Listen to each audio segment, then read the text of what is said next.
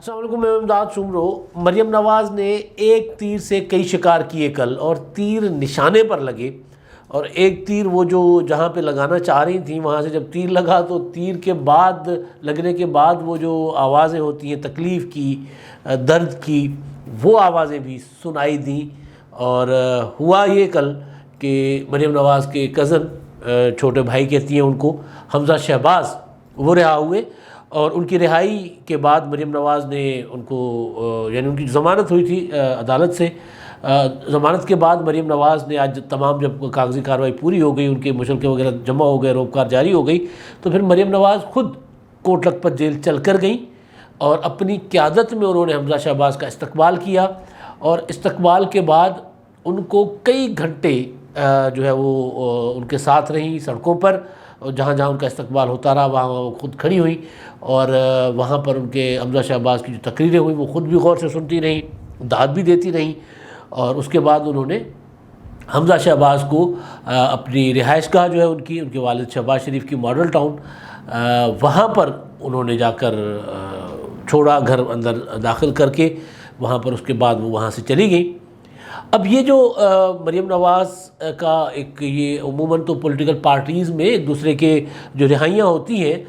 Political party کے کوئی leader اگر رہا ہوتے ہیں، کوئی کارکن رہا ہوتے ہیں، تو اسی طرح کارکن اور قائدین جا کر استقبال کرتے ہیں۔ مریم نواز کا یہ استقبال کرنا اچنبھے کی بات کیوں ہے؟ کیوں اس کو بہت بڑا واقعہ سمجھا جاتا ہے؟ اس کے پیچھے ظاہر ہے ایک وہ جو گزشتہ کافی سالوں سے ایک چیز چل رہی ہے کہ مسلم لیگ نون کے اندر اور مسلم لیگ نون کے خاندان کے اندر جو قائدین کا خاندان ہے، قیادت کا خاندان ہے، شریف خاندان، اس میں اختلافات ہیں، اور وہ اختلافات ہیں جناب مریم نواز کو لے کر۔ شہباز شریف صاحب بھی ان کو پسند نہیں کرتے، حمزہ شہباز بھی ان کو پسند نہیں کرتے، نواز شریف صاحب چاہتے ہیں کہ ان کی گدی نشین جو ہو، ان کی جانشین ہے، ان کی صاحبزادی ہو۔ تو اس معاملے کو لے کر بڑے عرصے سے اختلافات چل رہے ہیں، اور کسی حد تک اختلافات رہے بھی، اور وہ سامنے بھی آتے رہے، اور شہباز شریف صاحب جس طرح کی سیاست کرتے رہے اس کی وجہ سے یہ جو اختلافات کی خبریں ہوتی تھیں، جو باتیں ہوتی تھیں، ان باتوں کو تقویت بھی ملتی رہی۔ تو اسی وجہ سے ظاہر ہے جب مریم نواز حمزہ شہباز کی رہائی پر نہ صرف ان کا وہاں استقبال کرتی ہیں بلکہ ان کے ساتھ جلوس میں چلتی رہتی ہیں، جہاں وہ خطاب کرتے ہیں خود بھی باہر آتی ہیں گاڑی میں کھڑے ہو کر، اور بلکہ پچھلی سیٹ پر بیٹھ جاتی ہیں، حمزہ شہباز گاڑی کی آگے والی سیٹ پہ بیٹھتے ہیں، اور ان کے لیے پورا ایک اہتمام کرتی ہیں، بندوبست کرتی ہیں۔ تو یہ سارا وہ جو تاثر تھا نا مسلم لیگ نون سے میم اور شین کے نکلنے والا، یعنی وہ جو مسلم لیگ نون، مسلم لیگ مریم اور مسلم لیگ شہباز شریف کے درمیان تقسیم والی جو باتیں تھیں، ان باتوں کا مریم نواز نے دیا جواب۔ مریم نواز سیاست میں کوئی بہت وہ نہیں ہے جس کو تجربہ کار سیاستدان کہا جائے، یا ایسا کہ وہ کوئی بڑے عرصے سے سیاست میں ہے۔ وہ اپنے والد صاحب کے وزیر اعظم ہونے کی وجہ سے، پارٹی کے ہیڈ ہونے کی وجہ سے ان کے ساتھ چیزیں گھر میں بیٹھ کر ڈسکس تو کرتی ہوگی، یا وزیر اعظم ہاؤس میں جو پچھلا دور تھا اس میں کہا جاتا تھا کہ مریم نواز جو ہے پیچھے بیٹھ کر وزیر اعظم ہاؤس کو چلا رہی تھی، وہ تو کر رہی ہوں گی، لیکن آگے ظاہر ہے وہ جوڑ توڑ جو ہوتی ہے، ڈیل کرنا لوگوں کو، کہیں سازش ہو رہی ہے، سازش کو پکڑنا، اس کا جواب دینا، اس کا مقابلہ کرنا، وہ کر رہے ہوتے تھے نواز شریف صاحب۔ تو مریم نواز پیچھے تو بیٹھی ہوتی تھی، اور زیادہ ان کی مقبولیت کی وجہ بنی تھی کہ جناب وہ سوشل میڈیا انہوں نے جو بنایا تھا، اپنا میڈیا سیل جو بنایا تھا، اس میں انہوں نے پی ٹی آئی کو ناکو چنے چبائے تھے ان کے سوشل میڈیا سیل نے، اور اس کا ذکر پھر آپ کو پتہ ہے بڑی بڑی پریس کانفرنسوں میں بھی ہوتا رہا، اور کہا جاتا رہا کہ جناب یہ تو ایک خاص ایجنڈا کے تحت سارا کچھ کیا جاتا رہا ہے۔ آپ کو پتہ ہوگا وہ کوئی خاص بنا کر نا ایک نقشہ بنا کر دکھایا بھی جاتا رہا۔ تو وہ اس وجہ سے مریم نواز کو یہ تو ضرور سمجھا جاتا تھا کہ جناب وہ مخالفین کو سوشل میڈیا پر تو تگڑا جواب دینے میں، اور ان کو ایک پورا انہوں نے نیٹ ورک بنا دیا، یہ چیز تو سامنے آتی تھی۔ لیکن مریم نواز پولیٹیکلی اس طرح معاملات کو انگیج کر سکتی ہیں، معاملات میں لوگوں کو پی ڈی ایم کے پلیٹ فارم سے لے کے آپ جو معاملات چلتے رہے، مسلم لیگ نون کا پنجاب میں جو صفایا کرنے سے صفایا ہو چلا تھا، ظاہر ہے مسلم لیگ نون بطور جماعت جب 2018 میں ان کی لیڈرشپ اندر چلی گئی، جیل میں چلی گئی، انتخابات میں جیت کے باوجود پنجاب نہیں ملا، پھر ہر ایم این اے پر، ہر ایم پی اے پر برا وقت آیا، آپ دیکھیں نا اینٹی کرپشن کے معاملات، کسی کا محل گر رہا ہے اور عمران خان صاحب اس کا کریڈٹ لے رہے ہیں، کسی کے اوپر FIA کی انکوائری ہے، اور کسی کے جو پیٹرول پمپ گر رہے تھے، آپ نے دیکھا ہوگا وہ گجرانوالا میں، وہاں پر بھی یہ ہوا سارا، خرم دستگیر کے خاندان کی کافی پراپرٹیز. تو پورے پنجاب میں کہیں زیادہ کہیں کم اس طرح کی کارروائیاں چلتی رہی، لیکن مسلم لیگ نون اس بار ماضی کے برعکس ٹوٹی نہیں. اس کے پیچھے کیا تھا؟ اس کے پیچھے مریم نواز کی وہ قوت تھی، یا مریم نواز نے جس طرح مسلم لیگ نون کو کے لوگوں کو ہمت دلائی، جس طرح ان کے ساتھ رہی کانٹیکٹ میں، یا جس طرح کی وہ پولیٹکس کرتی رہی، تو وہ ظاہر ہے انہوں نے اپنے آپ کو منوایا کہ بھائی وہ صرف پیچھے بیٹھ کر سوشل میڈیا پر بیٹھ کر صرف کسی پر لعن طعن نہیں کر سکتی، وہ اچھی خاصی سیاست ان کو آتی ہے کرنا. تو ایک تو وہ انہوں نے وہ کیا، اور دوسرا PDM کے پلیٹ فارم پر جہاں ملک میں جلسہ ہے وہاں مریم نواز پہنچی ہے، تگڑی تقریر کرتی ہیں، اور جو ہے وہ سما باندھ دیتی ہیں. لوگ ان کی تقریر سننے کے لیے ٹکٹکی باندھ کر بیٹھ جاتے ہیں. ان کی بات میں وزن بھی ہوتا ہے، ان کے جملے میں کاٹ بھی ہوتی ہے، اور سارا کچھ ہوتا ہے. تو وہ والی مریم نواز جو ہے وہ پھر ظاہر اب خاندان کے اندر جب اختلافات کا تاثر ہو تو اس کو ختم کرنے کے لیے بھی انہوں نے کوئی کاریگری ہی دکھانی تھی، جو انہوں نے دکھائی. اور وہ کاریگری انہوں نے یہ دکھائی کہ وہ کل جب حمزہ شہباز رہا ہوئے تو ان کے ساتھ رہیں پورا ٹائم، اور پھر اس میں انہوں نے وہ جو حمزہ شہباز کے خطابات تھے اس خطاب سننے کے لیے وہ گاڑی کے اندر نہیں بیٹھی رہیں، وہ گاڑی کے باہر بیٹھی رہیں. اب یہ والا جو پیغام تھا، یہ پیغام جو میں نے کہا نا کہ تیر نشانے پر جا کر لگا، ایک پیغام تو یہ تھا حمزہ شہباز کے لیے کہ بھائی آپ ہمارے چھوٹے بھائی ہو، کوئی مسئلہ نہیں ہے، جماعت کے اندر اختلافات یا اختلاف رائے ہوتا رہتا ہے، آپ چاہتے ہیں مفاہمت کے ساتھ سیاست کی جائے، میں چاہتی ہوں مزاحمت کے ساتھ کی جائے، کوئی مسئلہ نہیں ہے، ہم دونوں مل کر کوئی درمیانہ راستہ نکال لیں گے، لیکن پارٹی کو متحد ہونے دیں گے. ہم ایک ہیں، ایک ہی خاندان ہے. اور مسلم لیگ نون کی قیادت کا یا شریف خاندان کا ایک خاصہ بھی ہے کہ وہ پنجابی کے اندر انہوں نے کوئی تیلا نہیں لگتا، اتنے وہ متحد ہوتے ہیں، نظر آتے ہیں، اندر اختلافات جو بھی ہوں لیکن کوئی ان کو توڑ نہیں سکتا. ماضی میں بھی شہباز شریف صاحب کو نواز شریف سے الگ کر کے وزارت عظمیٰ کی آفر بھی کی گئی. شہباز شریف صاحب وزارت عظمیٰ کے لیے بے چین، مطلب وہ کہتے ہیں نا کہ بالکل ان کا بس نہیں چل رہا تھا کہ ابھی کہ ابھی وزیر اعظم بن جاؤں. مگر ایک شرط ان کی تھی کہ جی بھائی کو نہیں چھوڑ سکتا، میں بھائی کے ساتھ ہوں، آپ کو قبول ہے کہ میں نواز شریف کا شہباز شریف ہوں تو میں وزیر اعظم بنوں گا. جواب آتا تھا نہیں تو وہ چھوڑ دیتے تھے. لیکن وہ بھائی کے ساتھ ان کے اختلافات کمرے کے اندر تک تو رہتے، باہر انہوں نے نہیں آنے دیا، جس وجہ سے میں نے کہا نا وہ کوئی بچوں کوئی تیلا نہیں لگتا، کوئی سوئی نہیں لگتی. تو وہ اس طرح کا ان کے تھا معاملہ. اور مریم نواز نے آج پھر یہ بتا دیا کہ بھائی نون میم اور شین یہ وہ باتیں نہیں چلیں گی، مسلم لیگ نون ایک ہے اور ایک ہی رہے گی. یعنی کل تک انہوں نے جو پیغام دیا. اس کے بعد آپ دیکھیں کہ کیا ہوا جناب. اس کے بعد ہوا یہ کہ وہ جو ایک بیان آیا شبلی فراز صاحب کا، انہوں نے حمزہ شہباز کی تقریروں پر بات کی، اور پھر یہ کہ جناب یہ جو باتیں ہیں عدالت میں کرنے والی وہ عوامی جلسوں میں نہیں کیے جا سکتی، جو عدالت کو جواب دینا ہے وہ عوامی جلسوں میں نہیں ہوتا. بھائی جو مقدمہ عدالت میں رکھنا ہے آپ پریس کانفرنسز میں رکھتے ہیں تو جواب بھی ایسے ہی آئے گا. تو حمزہ شہباز بھی سیاستدان ہے، وہ کوئی مطلب کوئی ظاہر انہوں نے سیاست کرنی ہے تو وہ جواب ہی دیں گے نا. سیاست جو آپ نے الزامات لگائے، جو مقدمات سچے یا جھوٹے، وہ ثابت کرنا ہے. ابھی تک تو وہ قانون کے مطابق، قانون کا جو اصول ہے کہ جب تک کوئی مجرم نہیں قرار دیا جاتا تب تک وہ معصوم ہے، بے گناہ ہے. تو اب تک تو وہ معصوم ہے، ابھی تک تو وہ بے گناہ ہے. اور آپ کے پاس آپ کی وہ جو عدالت نے جس گراؤنڈ پر حمزہ شہباز کی ضمانت کی وہ یہ تھی کہ جناب اتنے گواہان ہیں تو ان کو گواہان کو سنتے ابھی 8-10 ماہ لگ سکتے ہیں. تو عدالت نے کہا پھر اتنے عرصے تک تو پھر نہیں کسی کو جیل میں رکھا جا سکتا. تو بہرحال شبلی فراز صاحب نے وہ جو خود پریس کانفرنسوں میں باتیں کرتے اور یہاں اپوزیشن سے توقع کر رہے ہیں حمزہ شہباز سے کہ ایک بندہ 20 ماہ جیل کاٹ کے آئے اور اس کے بعد باہر آئے تو بات بھی نہ کرے، تو ایسے تو نہیں ہوتا. اور اس کے پیچھے ظاہر ہے یہی تھا کہ تصور یہ تھا کہ یہ باہر آئیں گے تو وہ جیسے ماضی میں ہوتا رہا. آپ نے پہلے بھی دیکھا کہ شہباز شریف صاحب جب گرفتاری سے رہا ہوئے تھے پہلے ضمانت پر تو وہ خاموشی سے چپکے سے گھر چلے گئے تھے. اس طرح نہیں تھا. مریم نواز نے اس کو بھی یعنی حمزہ شہباز کی رہائی کو بھی ایک پورا جشن کر کے، ایک پورا شاندار ایونٹ کر کے منایا تاکہ سارا دن میڈیا میں بحث بھی ہوتی رہے اور پتہ بھی لگے لوگوں کو کہ بھائی کوئی رہا ہوا ہے، کوئی پولیٹیکل لیڈر رہا ہوا ہے، ورنہ یہ حمزہ شہباز اور مریم نواز کا حمزہ شہباز اور شہباز شریف کا یہ وتیرہ نہیں ہے کہ وہ رہا ہو اور ڈھول ڈھمکے کے ساتھ باہر آئیں اور اس طرح جشن منائیں۔ یہ تو مفاہمت والے لوگ ہیں نا، تو یہ تاثر نہیں دینا چاہتے کہ جناب ہم مطلب تھک گئے ہیں یار، یہ وہ تاثر دے ہم تھک گئے۔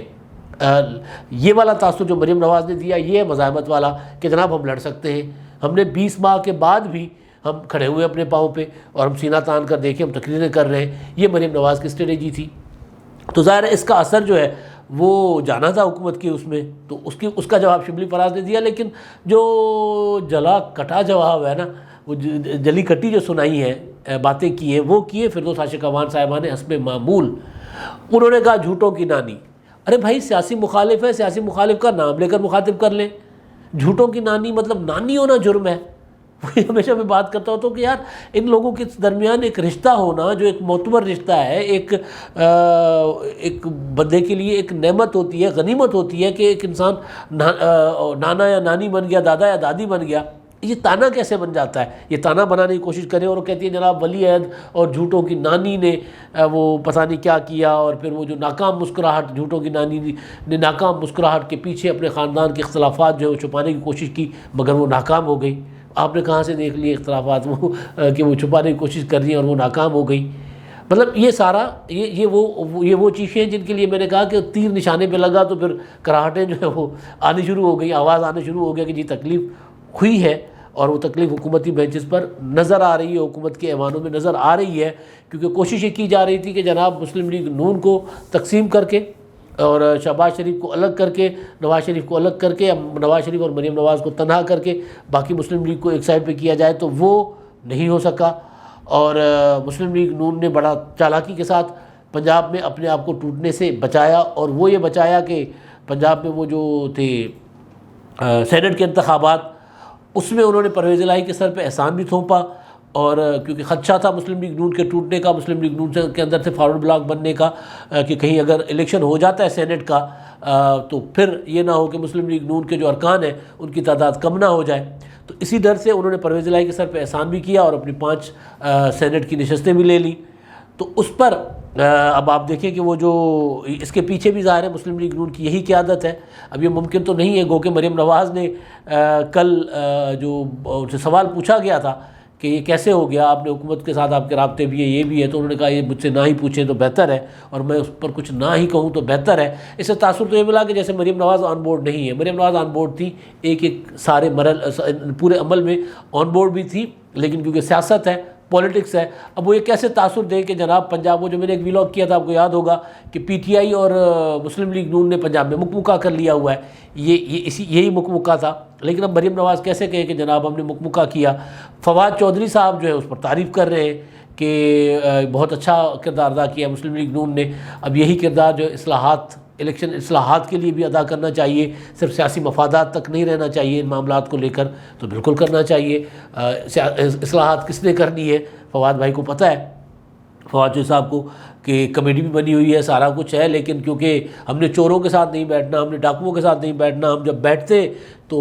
وہ بات انہوں نے کی بھی کہ جب ہم بیٹھتے ہیں تو این آر او مانگتے ہیں، تو این آر او تو وہ لے کر آ جاتے ہیں بھائی، اگر آپ کے خیال میں این آر او ہے، حمزہ شہباز رہا ہو گئے، شہباز شریف کچھ دنوں کے بعد یا کچھ عرصے میں رہا ہو جائیں گے، کیونکہ ان کو پہلے رہا کیا جانا تھا، لیکن وہ اپنے بیٹے کی وجہ سے نہیں رہا ہوئے، تو وہ بھی رہا ہو کر آ جائیں گے، تو اس کے بعد آپ اصلاحات والا معاملہ چلا کر دیکھ لیجئے گا، آپ کے پاس وقت ہے بھی تھوڑا سا، آپ کر سکتے ہیں، نہیں کریں گے تو پھر لانگ مارچ کی ضرورت تو مریم نواز نے کہا کہ ہمیں شاید نہ پیش آئے۔ اور میری کل ہی ایک انتہائی اہم شخصیت سے بات ہو رہی تھی، تو ان کے بقول کے یوسف رضا گیلانی صاحب جو ہیں وہ سینٹ میں حفیظ شیخ سے تگڑے ہیں، یہ بات ہوئی تھی میری حکومت کے اپنے ہی کسی اہم بندے سے، یعنی پی ٹی آئی حکومت کے ایک اہم بندے سے، وہ کہہ رہے ہیں جناب حفیظ شیخ صاحب سے زیادہ تگڑے ہیں یوسف رضا گیلانی۔ کیوں تگڑے ہیں؟ کیونکہ گیلانی صاحب ایم این ایز میں پاپولر ہیں، اب وہ ایم این ایز میں پاپولر ہیں تو اسی وجہ سے ان کی جیت کا ہے امکان، وہ جیت جاتے ہیں تو پھر اصلاحات، حکومت جائے گی تو آپ کے پاس اصلاحات کا موقع تو نہیں ہوگا، آپ کے پاس ابھی موقع ہے، آپ اصلاحات کر لیں، بجائے اس کے کہ ادھر ادھر کی باتیں دوسرے کے گھروں میں جھانکنے کے کہ جناب ان کے اندر کتنے اختلافات ہیں کتنے نہیں ہیں، وہ کرنے کے آپ اچھی بات یہ ہے کہ آپ یہ کام کر لیں، کوئی ایک کام اس حکومت کے خاتے میں آ جائے گا کہ جناب اس حکومت نے الیکشن جو ہے ریفارمز کر لیے، انتخابی اصلاحات کر لیے، آپ اس طرف جائیں. ورنہ یہ جس طرح بچے سیاست کرتے آ رہے ہیں، جن کو کل تک عمران خان صاحب بچے کہتے تھے، بلاول بھٹو اور مریم نواز، جس طرح یہ آگے بڑھ رہے ہیں، جس طرح یہ پی ڈی ایم کے اندر بھی اور اپنی جماعتوں کے اندر بھی اختلافات کا جو تاثر ہوتا ہے اس کو 1 منٹ سے پہلے ملیا میٹ کر دیتے ہیں. تو یہ دونوں رہنما آپ کو دیکھا ہوگا کہ پی ڈی ایم میں مسلسل یہ خبریں چلتی رہی کہ پی ڈی ایم کے اندر اختلافات ہیں، تو اختلافات کی باتوں کو سب سے زیادہ کوشش کر کے مریم نواز اور بلاول بھٹو ختم کرتے رہے. تو اپنی جماعت کے اندر مسلم لیگ نون کے اندر اختلافات کی باتیں جو تھیں وہ مریم نواز نے آج ہوا میں اڑا دی. وہ جو اختلافات کی باتیں کرنے والوں کے تمام تاثر جو خاک میں ملا دیے. تو آپ کے پاس موقع ہے فواد چودھری صاحب. یہ بچے بہت تیز ہیں، خان صاحب جتنا مرضی ان کو بچہ کہے، یہ دونوں بچے بہت تیزی کے ساتھ بہت بڑی پالیٹکس کر رہے ہیں آپ کے ساتھ. سینٹ کے انتخابات میں انہوں نے جو کچھ کیا ہے، ابھی انتخابات ہوئے نہیں، اس سے پہلے حکومت کی ماما ہو گئی ہے. مطلب شکست ہر طرف نظر آ رہی ہے حکمرانوں کے چہروں پر، ہر وزیر ہر مشیر کے چہرے پر. کل میں دیکھ رہا تھا، بیٹھے ہوئے تھے گورنر عمران اسماعیل صاحب، وہ میٹنگیں کر رہے ہیں سر عام بیٹھے ہوئے وہاں پر سینٹ کے امیدواروں کے ساتھ، اور سینٹ کے لیے اپنا کیمپین کر رہے ہیں وہاں پر. اور الیکشن کمیشن کا ایک نوٹس گیا تو ان کا چہرہ اترا ہوا تھا، اتنا سا ہو گیا تھا، اور وہ بیٹھے ہوئے تھے شاہزیب خانزادہ کے پروگرام میں، کہہ رہے تھے جناب میں تو ڈنر دیتا ہوں، میں الیکشن کیمپین تو نہیں کر رہا. تو شکست تو آپ کو نظر آ رہی ہے ہر طرف کہ آپ جناب آپ کے پاؤں جو ہیں وہ زمین پر نہیں ہیں. ایک کام کر لیں، شاید انگیج کر لیں اپوزیشن کو. اب شاید اپوزیشن آپ کے ساتھ بیٹھ جائے، امکان نہیں ہے کہ اب اپوزیشن اس حکومت کے ساتھ اصلاحات کے لیے بیٹھے گی، اسی وجہ سے جو ہے یہ باتیں کر رہے ہیں. لیکن سنجیدہ کوشش کر کے دیکھ لیں آپ، اصلاحات جو اصل ہونی ہے وہ اصلاحات ہونی ہے ان ہاؤس چینج کے بعد، جو اوریجنل پلان ہے. اور وہ پلان جو ہے وہ آگے جا کر سینٹ کے انتخابات کے بعد اگر کوئی عمران خان صاحب کی حکومت جاتی ہے اور نیا سیٹ اپ آتا ہے، نئے سیٹ اپ کا وہ جس میں میں نے کئی بار آپ کو بتایا ہوا ہے کہ اس میں تمام جماعتوں کو ملا کر ایک ایسی حکومت بنائی جائے جس کا مینڈیٹ صرف اصلاحات کا ہو کچھ عرصے کے لیے، اور اس کے بعد ہو جائے الیکشن. تو الیکشن میں پھر جس کو مینڈیٹ ملے وہ فریش مینڈیٹ کے ساتھ آ جائے. تو وہ موقع پی ٹی آئی کی حکومت کے پاس تھا، وہ گوا چکی ہے. تو اب بات کرنا فواد چودھری صاحب کا، یہ تاثر دینا تو اچھی چیز ہے، مگر پریکٹیکلی اب ان کے ہاتھ میں یہ معاملہ رہا نہیں ہے کہ یہ اصلاحات بھی کر سکے. اصلاحات کرنے کا وقت جو تھا وہ یہ گوا چکے ہیں. اب وہ جو حمزہ شہباز اور مریم ایک ہو گئے ہیں، پی ڈی ایم میں سارے ایک ہو گئے ہیں، اور سارے اتحادی جو ہیں پی ٹی آئی کے وہ نکلتے جا رہے ہیں، اور وہاں سارے ایک ہوتے جا رہے ہیں، اور ادھر خان صاحب تنہا ہوتے جا رہے ہیں. اور یہ تنہائی خان صاحب کو اقتدار سے محروم کر کے ہی رہے گی. اب تک کے لیے اتنا ہی. اللہ